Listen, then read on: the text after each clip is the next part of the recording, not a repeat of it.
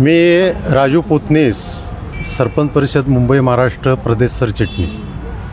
आज या ठिकाणी आम्ही कलेक्टर ऑफिसला निवेदन देण्यासाठी जिल्ह्यातील संघटनेचे पदाधिकारी सगळे एकत्र आलेलो आहोत। 12 तालुक्यातले विषय असा आहे, मासाजोग तालुका केज जिल्हा बीड येथील सरपंच संतोष देशमुख यांची गेल्या 8 दिवसापूर्वी निर्गुण अशी हत्या करण्यात आलेली आहे। त्यांचं अपहरण करून त्यांची हत्या करण्यात आलेली आहे।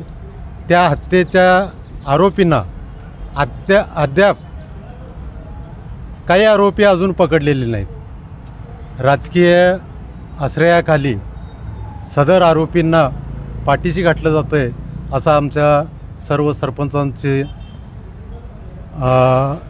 आरोप आहे।